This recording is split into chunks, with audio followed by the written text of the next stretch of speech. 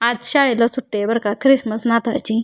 आणि मुलं घरी आहेत त्यामुळं मग म्हटलं काय बनवावं नाश्त्याला. मग ठरवलं की आलू पराठेच बनवूया, कारण त्यांना खूप आवडतात. आणि ते नेहमी सारखं बनवणं होत नाही सकाळी सकाळी, कारण सकाळी लई धावपळ असते आणि बनवायला पण वेळ लागतो. त्यामुळं मग असं सुट्टी दिवशीच बनवायला छान वाटतं आणि बनवून खायला भारी पण वाटतं. मग म्हटलं आज ख्रिसमस पण आहे आणि सुट्टी पण आहे, मग काय बनवावं. मग म्हटलं गाजराचा हलवा बनवावं, मग छान वाटेल तेवढंच. ख्रिसमस नाताळला काहीतरी खाता येईल, गोड धोड असावं म्हणून मग गाजराचा हलवा बनवाय घेतला बरं का.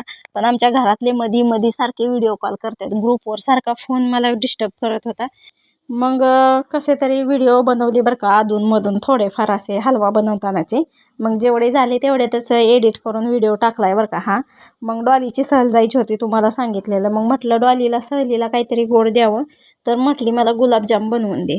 मग मध्ये गुलाबजामुनचे 2 पाकिट आणले होते, एक फ्री होतं. मग त्यातील एक बनवलेलं आणि एक शिल्लक होतं. मग म्हटलं चला त्याचे बनवून घेऊ.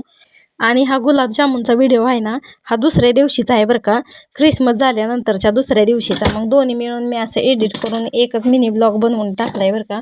तर रोज नवीन कंटेंट कुठून आणायचा म्हणून 2 दिवसाचा एकदाच टाकलाय. तर आपले छान असे गुलाबजाम बनलेले आहेत बघा, किती छान दिसत आहेत, सुंदर दिसत आहेत. तर माझे व्लॉग कसे असतात, मिनी व्लॉग नक्की सांगा. आणि व्हिडिओमध्ये आवाज देताना जरा त्रास होतोय बरं का, कारण आमच्या इथं बिल्डिंगची कामं चालू आहेत त्यामुळे. तर भेटू पुढच्या व्लॉगमध्ये.